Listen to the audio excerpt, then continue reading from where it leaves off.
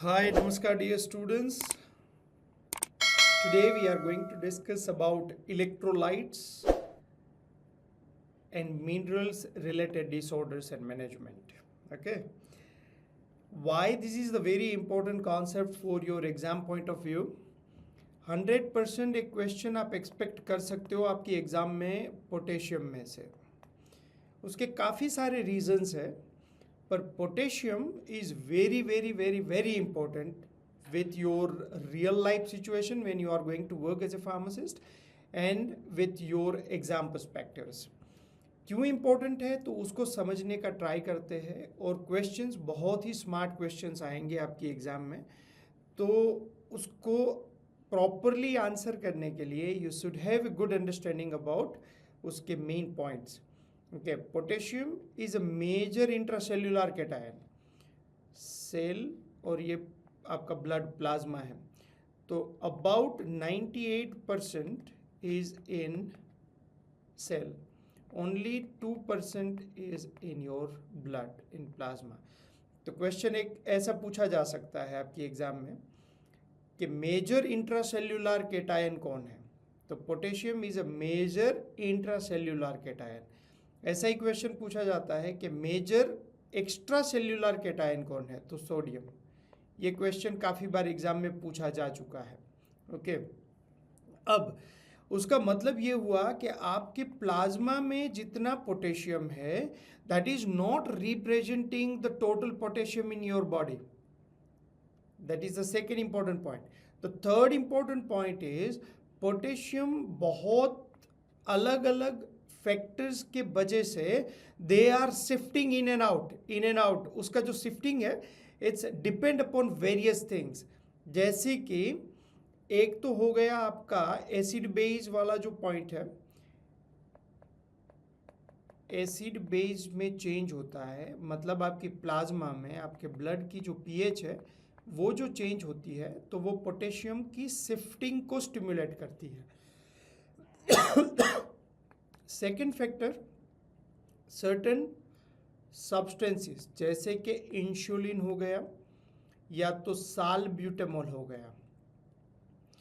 तीसरा है हीमोलाइसिस और हीमोडायलिसिस, हीमोलाइसिस. ये सिचुएशंस आपके पोटेशियम की प्लाज्मा कॉन्सेंट्रेशन को चेंज करता है. That means the whenever you are looking the potassium concentration in your blood, वो नॉर्मल रेंज होती है 3.5 to 5.5. ये भी क्वेश्चन एग्जाम में बहुत बार पूछा जा चुका है. 3.5 to 5.5 is the normal millimole per liter. That is the normal potassium concentration in the blood. Okay. Potassium का ये जो चेंज है इसकी वजह से पोटेशियम की कॉन्सेंट्रेशन अगर प्लाज्मा में थोड़ी सी भी बढ़ जाती है that is called the hyperkalaemia, और कम हो जाती है जिसको बोलते हैं hypokalemia. Hyperkalemia and hypokalemia is significantly causing the problems like arrhythmia. Cardiovascular problems are strongly associated with the potassium concentration. There are so many medications that change the potassium concentration. And the third most important thing is your depolarization and repolarization, means action potential of your muscles is also depend upon the potassium concentration. That's why potassium is very important in your practical learnings and your exam point. Okay, so let's इसको समझते हैं और दो तीन questions बनाने का try करते हैं. सबसे पहला इंट्रासेल्युलर कैटायन, एक क्वेश्चन बन सकता है 3.5 to 5.5 millimole per litre, that is the normal potassium concentration. That is the second question. Then the third is acid base, insulin, salbutamol or hemolysis. This kind of changes can change the potassium concentration. And the fourth point, आपकी जो blood reports में potassium concentration जो दिखती है उसको change करके देखना जरूरी है, क्योंकि वो एब्सोल्यूट वैल्यू में नहीं देखना है. In the real situations whatever potassium concentration is revealing in the blood reports that need to be corrected with the acid base balance of the body. If the body is acidic at that point of time, then that reflect the higher potassium level in your blood. and if the body is more alkaline in nature, then the potassium, less potassium or the hypokalemic situation can look in your blood. Okay, तो ये points को थोड़ा समझना जरूरी है. Done. Major intracellular cation आपकी skeletal muscles में predominant होता है, 2% एक्स्ट्रा सेल्यूलर है, significantly impact the potassium level resting membrane potential के ऊपर, और ये अरिथमिया एंड मसल डिसफंक्शन, इसीलिए अरिथमिया ये कार्डियक इमरजेंसी क्रिएट कर सकता है. That's why this is very important substance. Interpretation of the potassium. Serum potassium doesn't reflect the total body potassium. Serum में जो दिख रहा है वो टोटल बॉडी पोटेशियम के साथ में एग्जैक्ट मैच नहीं करता है, उसमें हमें करेक्शन लगाना पड़ेगा, और ये हमने बहुत अच्छे से क्लिनिकल साइंस में समझाया है. What is the correction factor, pH में कितना चेंज होता है तो पोटेशियम को कैसे हम रिफ्लेक्ट करेंगे, उसके ग्राफ्स, और ये सारी चीज़ों से वी हैव एक्सप्लेन दैट. पर इन्फ्लुएंस्ड आपकी जो plasma concentration of potassium is influenced by acid base balance, intercellular extracellular shifting, okay, and the sampling error. Hemolysis हो रहा है तो सैम्पलिंग एरर. अब ये तीनों को अलग से समझते हैं, क्योंकि यहाँ से एक क्वेश्चन डेफिनेट आता है, बहुत आईएमपी है ये. अभी 1-2 मिनट जो हम बात करेंगे that is very very important. Acid base से क्या फ़र्क पड़ता है. एसिडोसिस, ये किसकी एसिड की बात कर रहे हैं, प्लाज्मा के एसिड की बात कर रहे हैं. ओके, ब्लड अगर एसिडिक हो जाता है तो वो आपके पोटेशियम को सेल में से बाहर खींचता है. Acidic blood is pulling potassium from the cell to plasma. तो क्या होगा, यहाँ पे आपको ज़्यादा पोटेशियम दिखेगा.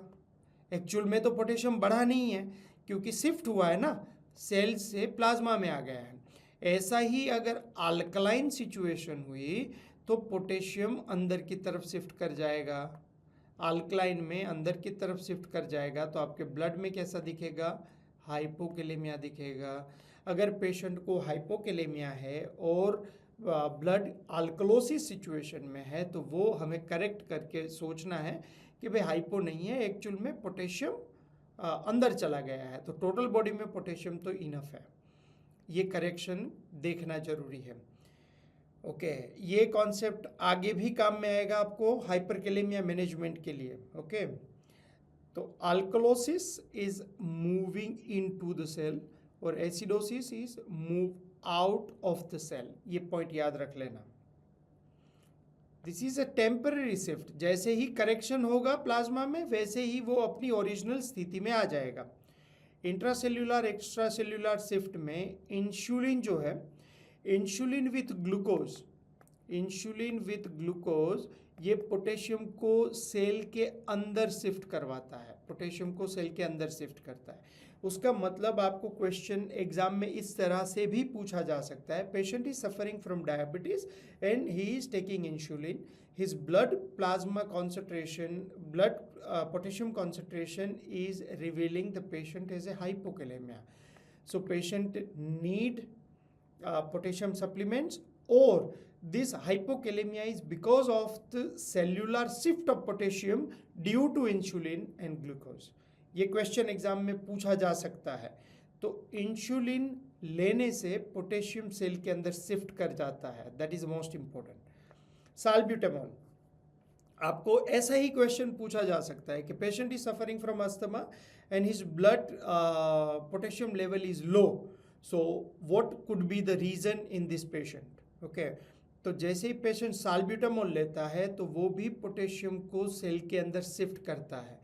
अगर ये साल्ब्यूटामॉल पोटेशियम को सेल के अंदर शिफ्ट करता है तो आपके ब्लड का जो रिपोर्ट आएगा वो आएगा हाइपोकैलेमिया. तो ये 2 क्वेश्चंस भी एग्जाम में पूछे जा सकते हैं. एसिड बेस के ऊपर से भी क्वेश्चन पूछा जा सकता है एग्जाम में. Okay, serum level quickly, total body potassium में भी नॉर्मल हो सकता है. सैम्पलिंग एरर कैसे, हीमोलाइसिस, अगर हीमोलाइसिस होता है तो red blood cells break down होता है. ये जब टूटता है तो they release the potassium. Okay, they release the potassium from the inside the cell into the blood. Okay, इसीलिए पेशेंट्स में हीमोलाइसिस की सिचुएशन में ज़्यादा दिखता है. Okay, high potassium serum level दिखता है। तो कितने पॉइंट्स हो गए? एसिड हो गया, अल्कलोसिस एसिडोसिस हो गया, अल्कलोसिस हो गया, इंसुलिन हो गया, साल्बिटमोल हो गया, हीमोलाइसिस हो गया। ये 5 चीज़ें आपको याद करनी है, that is changing the potassium shift. Done. Okay, अब ये डिस्ट्रीब्यूशन की बात की हमने, पोटेशियम डिस्ट्रीब्यूशन, ये कॉन्सेप्ट अभी हमने खत्म किया। Now let's we start with the hyperkalemia. Hyperkalemia, okay, मतलब potassium is more than 6 millimole per litre. Normal range क्या आती है हमारी? 3.5 टू 5.5। अगर 6 से बढ़ता है तो that is called the hyperkalaemia. This is a medical emergency. Hyperkalemia is a medical emergency. We have to be very careful. What are the reasons? Renal failure. Because the potassium equilibrium is maintained by the kidney. Kidney sodium के साथ में, जैसे अगर आपको यहाँ पे अल्डोस्टेरोन की physiology को समझना बहुत ज़रूरी है। अल्डोस्टेरोन क्या करता है? ओके, अल्डोस्टेरोन सोडियम एंड वाटर का रिटेंशन करता है। ओके, सोडियम एंड वाटर का रिटेंशन करता है और पोटेशियम को बाहर फेंकता है। That is the physiology of अल्डोस्टेरोन। अगर मान लीजिए कि किसी पेशेंट्स में हाइपर अल्डोस्टेरोइज्म है, हाइपर अल्डोस्टेरोइज्म, तो उसमें पोटेशियम कम होगा। अगर किसी में हाइपो अल्डोस्टेरोइज्म है, हाइपो अल्डोस्टेरोइज्म, तो उसमें पोटेशियम का लेवल बढ़ जाएगा। That is the again one most important question that you have to keep in mind. Aldosterone and potassium की रिलेशनशिप क्या है? Okay, so you have to understand that and logically you can give the answer to that question as well. Medications, certain medications like potassium sparing diuretics also can cause hyperkalemia.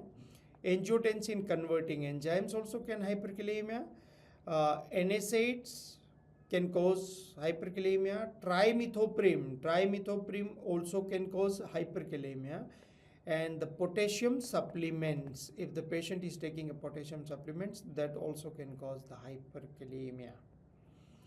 Okay, तो ये भी एक बहुत important part है जो आपको याद रखना है, पोटेशियम लेवल कौन कौन बढ़ा सकता है। ओके, जैसे टिश्यू ब्रेकडाउन होना, trauma, burns, rhabdomyolysis, muscles wasting is also increase the potassium release. Okay, and the acidosis is also shifting the potassium from the cell to plasma.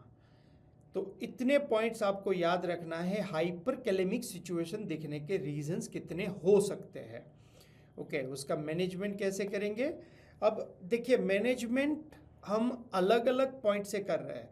सबसे पहला जो हमारा एजेंडा है, अगर हाइपरकैलेमिक सिचुएशन है, in that situation our primary agenda is for life saving approach. Life saving approach मतलब हमें cardiac membrane को स्टेबलाइज्ड करना है।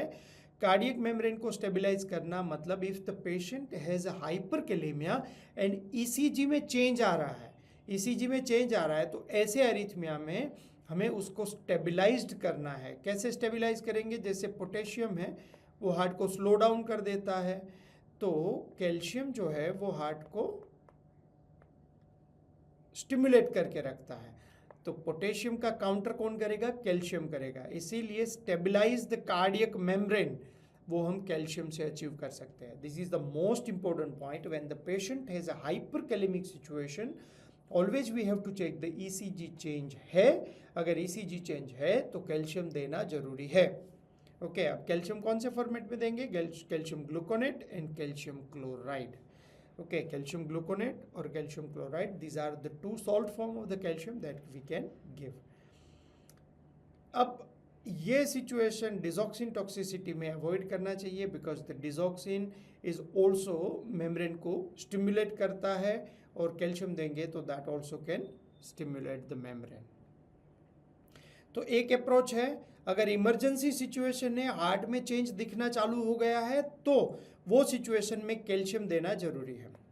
दूसरा जो अप्रोच है, that is a temporary potassium को शिफ्ट कर देते हैं। तो बहुत सारी मसल्स में पोटेशियम चला जाएगा, तो पोटेशियम की प्लाज्मा कॉन्सेंट्रेशन नॉर्मल होगी, तो हार्ट के अंदर जाने के चांसेस रिलेटिवली कम होंगे। अब ये शिफ्टिंग वाला पार्ट है वो हम समझ चुके हैं कैसे करेंगे, या तो हम उसको इंसुलिन एंड ग्लूकोज देंगे। Though patient is not suffering from diabetes, we are just giving insulin and glucose because that can immediately that can improve the potassium shift from plasma to the cell. Okay, we can give the salbutamol. Salbutamol का nebulized भी दे सकते, that also increase the shift from plasma to cell.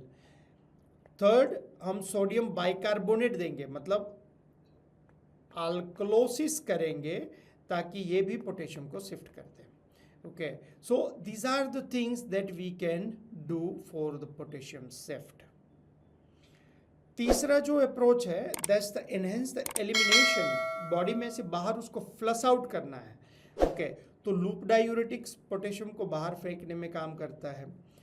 Okay, with saline भी दे सकते हैं अगर renal failure नहीं है तो। डायलिसिस और उसको हीमोफिल्ट्रेशन, ब्लड को हम पोटेशियम से फिल्टर कर भी सकते हैं। एंड थर्ड इज उसके बाइंडर्स भी दे सकते हैं, जो पोटेशियम बाइंडर्स है। ओके, पोटेशियम बाइंडर्स में आपको दो नाम याद रखने हैं, patiromer and polystyrene sulfonate. Patiromer and polystyrene sulfonate ये बाइंडर्स हैं। तो कितने अप्रोच हुए? एक इमरजेंसी को कवर करने के लिए कार्डियक मेम्ब्रेन स्टेबिलाइजर्स, दूसरा है हम शिफ्टिंग करेंगे, और तीसरा बॉडी में से पोटेशियम को बाहर फेंकेंगे। These are the three different approach for the hyperkalemia. तो हाइपरकैलेमिया क्या है, उसकी डेफिनेशन कहाँ से बनती है, 6 मिलीमोल से ऊपर है तो उसके कॉजेज क्या हो सकते हैं और उसका मैनेजमेंट कैसे करेंगे। These are the points for hyperkalemia. Now move to the next part, that's the hypokalemia.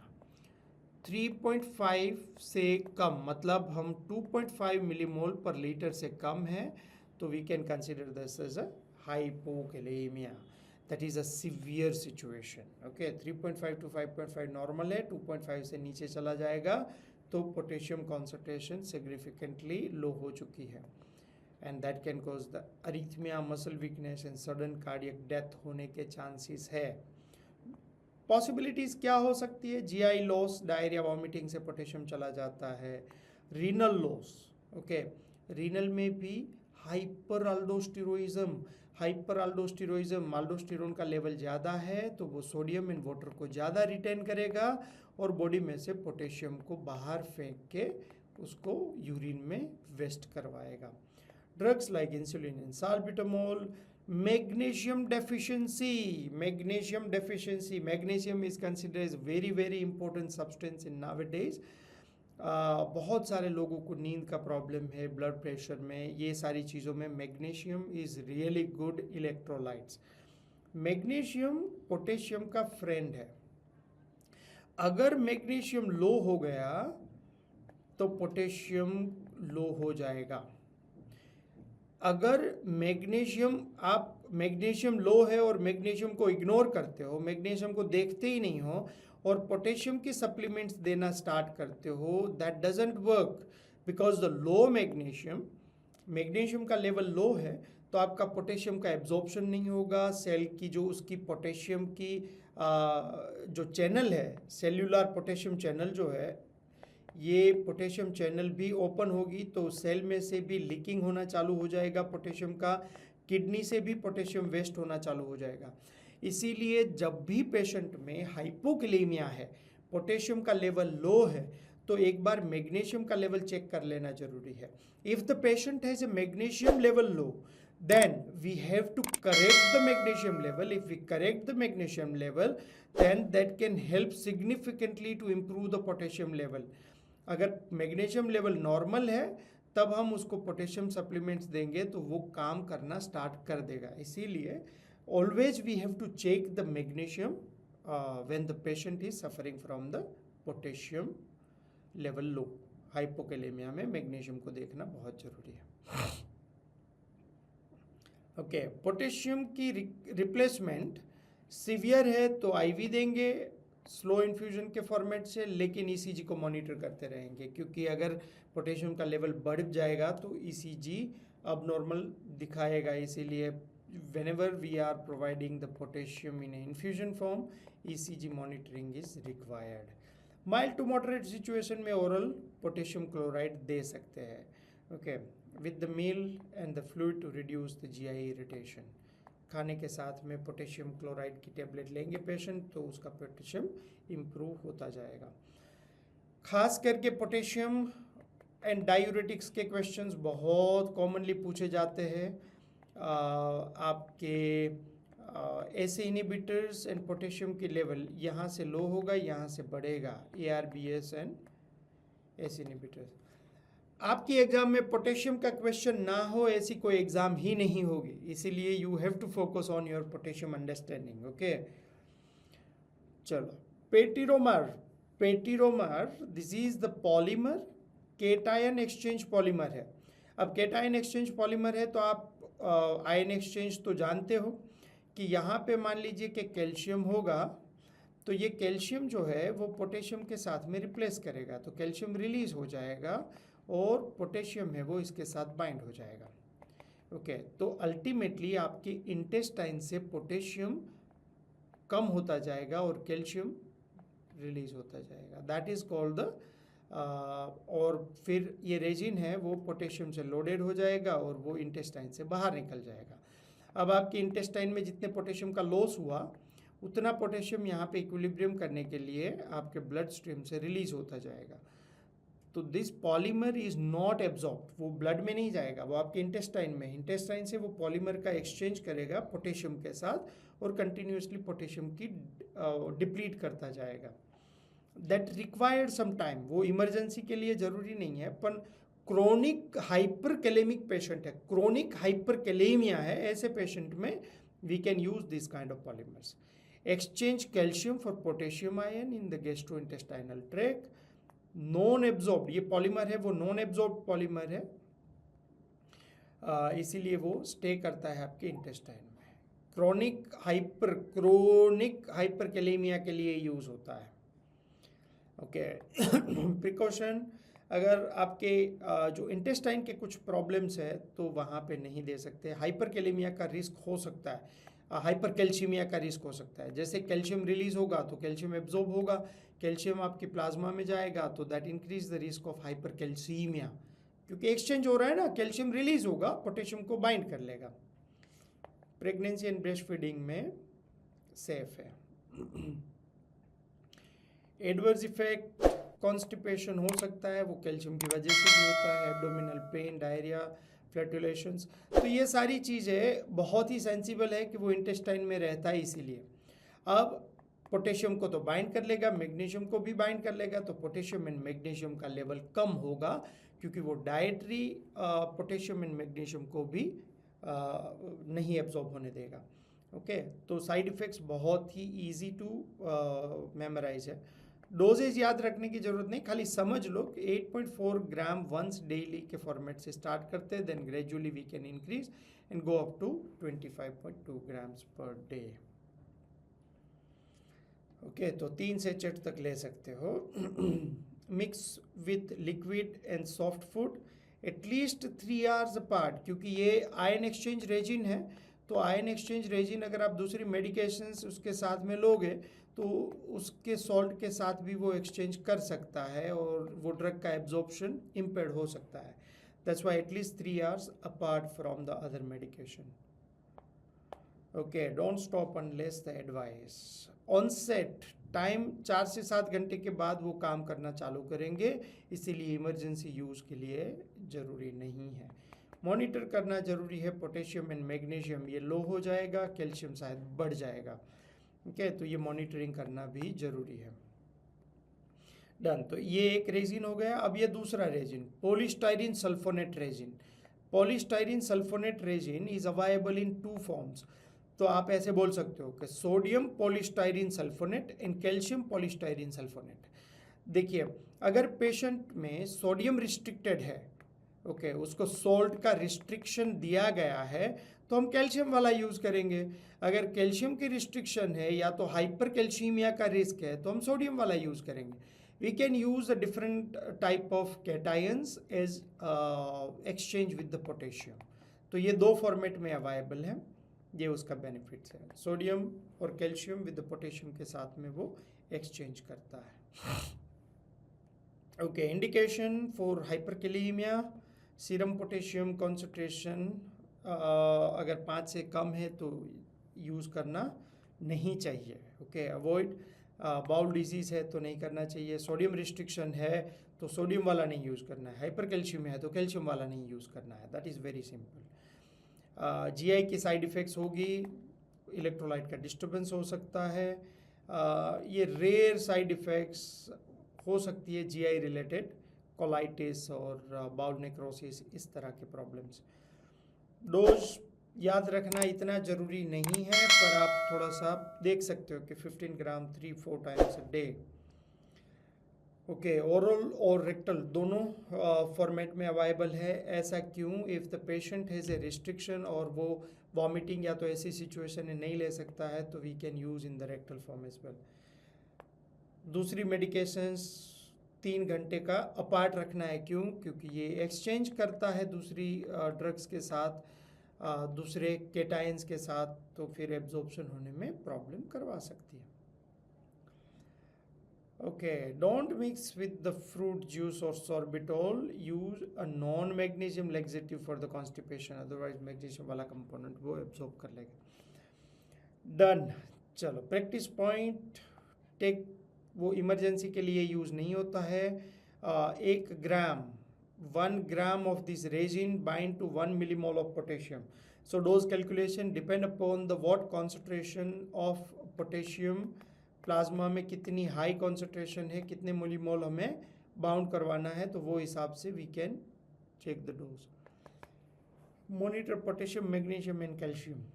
Okay, तो ये बात हो गई पोटेशियम की. अब फॉस्फेट के बारे में बात करते हैं. फॉस्फेट का जो रिलेशनशिप है, that relationship is with calcium. Calcium and phosphate both are significant part of your bone. आपके बोन का तो कैल्शियम जो है वो 99% स्टोरेज बोन में होता है, टीथ में, और ये about 80-85% phosphate is also in a bone. तो इसको रेगुलेट करने के लिए 3 चीज़ें होती है जनरली. एक होता है आपका पैराथायरॉइड. पैराथायरॉइड आपके कैल्शियम को बढ़ाता है और फॉस्फेट को थोड़ा कम करता है. दूसरा है आपका कैल्सिट्रायोल. कैल्सिट्रायोल है वो क्या करता है, कैल्शियम एंड फॉस्फेट दोनों को कम करता है. जनरली जो किडनी है वो फॉस्फेट को हटाती है, कैल्शियम को रिटेन करती है, नॉर्मल सिचुएशन. ओके, अब कैल्शियम और फॉस्फेट के बीच में एक ऐसी रिलेशन है, वो कैल्शियम फॉस्फेट बना देता है. अब कैल्शियम फॉस्फेट एक एक जो ये आपकी एसिड बेस का जो एक सॉल्ट बनता है, इसकी सॉल्युबिलिटी रिलेटिवली कम है. इसीलिए कैल्सिफिकेशन, जिसको हम बोलते हैं कैल्सिफिकेशन, आपके ब्लड वेसल्स में, आपकी किडनी में, रेटिना में, आँख में, बहुत जगहों पे इसका ये डिपॉजिट होना स्टार्ट करता है. इसीलिए क्या होता है कि जैसे किडनी कैल्शियम का लेवल रिटेन करती है तो फॉस्फेट को बाहर फेंकती है, तो उसका बैलेंस एक नॉर्मल लेवल पे रहे ताकि वो कैल्सिफाइड होने की प्रोसेस स्लो हो जाए. This is very very important. अब ये फॉस्फेट के बाइंडर्स है, उसमें आप एक तो एल्यूमिनियम हाइड्रोक्साइड, एक कैल्शियम कार्बोनेट और बाकी वाले ये 3, इस तरह से आप याद रख सकते हो. Okay, normally calcium carbonate is considered as the good choice of substance. बाकी ये भी यूज़ होते हैं, और एल्यूमिनियम हाइड्रोक्साइड में आपके इलेक्ट्रोलाइट इम्बैलेंस के चांसेस बढ़ जाते हैं. That's why aluminium hydroxide is less commonly used. ये ड्रग्स में आप लेंथिनम, सेवेलामर, इसके ऊपर से क्वेश्चन पूछे जाते हैं बहुत. Okay, sucroferric oxyhydrate, okay, bind dietary phosphate. आपके जीआई में डाइट्री फॉस्फेट के साथ बाइंड करके उसका एब्जॉर्प्शन को इम्पेड करते हैं and reduce the phosphate absorption. तो आपकी प्लाज्मा कॉन्सेंट्रेशन फॉस्फेट की कम होती जाएगी. इंडिकेशन किसके लिए? Hyperphosphatemia. Hyperphosphatemia in chronic kidney disease. Normally kidney phosphate को बाहर फेंकने का काम करती है. अगर रीनल फेलियर हो गया तो फॉस्फेट का रिटेंशन होगा. फॉस्फेट का रिटेंशन होगा और कैल्शियम है, तो ये दोनों मिला के फिर क्या करेगा, वो आपके ब्लड वेसल्स में थिकनिंग करेंगे, वहाँ से कार्डियोवेस्कुलर प्रॉब्लम्स हो गए, आँखों के प्रॉब्लम्स हो गए, तो ये जो प्रॉब्लम्स है वो बढ़ सकता है। इसीलिए हमें हाइपरफॉस्फेटेमिया को रिमूव करने के लिए अलग अलग टाइप के सब्सटेंसेस यूज़ कर सकते हैं। Calcium carbonate is considered as the first line treatment, पर रिस्क क्या है, हाइपर कैल्सीमिया का रिस्क है, that is the one risk, क्योंकि we are providing calcium from the outside और calcium is a kind of stimulator, तो वो आपके कार्डियक मसल्स को स्टिम्युलेट करके अरिथमिया हो सकता है। दूसरी चीज़ जो है वो वेस्कुलर कैल्सिफिकेशन, क्योंकि वो फॉस्फेट के साथ बाइंड होकर calcium plus phosphate, calcium phosphate, आपके वेस्कुलर कैल्सिफिकेशन होने का रिस्क भी बढ़ा सकता है। सेविलमर, लेंथनम एंड सुक्रोफेरिक ऑक्स हाइड्रोक्साइड, ये जो सब्सटेंसेस है वो preferred if hyper calcaemia risk है तो, पर ये थोड़े से एक्सपेंसिव है क्योंकि ये बहुत ही कॉमन सब्सटेंस है, तो इसका यूज़ भी कर सकते हैं। Aluminium hydroxide use only short term के लिए, क्योंकि एक्यूमुलेशन का रिस्क बढ़ जाता है। Take at the beginning of the meal, खाने से पहले या तो उसके उस टाइम पे अगर लोगे तो आपकी जो डाइट में जितने फॉस्फेट्स हैं उसको एब्जॉर्ब नहीं होने देगा। अगर आप skip the dose if the meal is skipping, अगर आप खाना नहीं खाते हो तो ये लेने का मतलब नहीं, क्योंकि ये खाने के फॉस्फेट को ही हम एब्जॉर्ब होना ब्लॉक कर रहे हैं। डाइटरी फॉस्फेट रिस्ट्रिक्शंस रखना जरूरी है, सीरम फॉस्फेट को मॉनिटर करना है, calcium, alkaline phosphate and parathyroid hormone को मॉनिटर करना जरूरी है, क्योंकि ये पैराथायरॉयड हार्मोन आपके फॉस्फेट एंड कैल्शियम को मॉनिटर करता है, अल्कलाइन फॉस्फेट वो आपके बोन की डैमेज को भी मॉनिटर करता है, कैल्शियम उसके साथ जुड़ा हुआ है इसीलिए, और सीरम फॉस्फेट को भी देखना जरूरी है। डन। तो we have covered pretty much all the topics and all the points related to electrolytes, and I hope ये क्लास को अगर आप अच्छे से समझोगे तो that can add more value in your learning process। और पोटेशियम के ऊपर से क्वेश्चन आने के चांसेस बहुत ज़्यादा है, लेकिन जो की पॉइंट्स हमने बताए आज के लेक्चर में उसको एक बार ध्यान से समझ के नोट टेकिंग करके आप प्रिपेयर कर लेना। Okay, thank you very much, have a great time and see you in next class. Bye bye.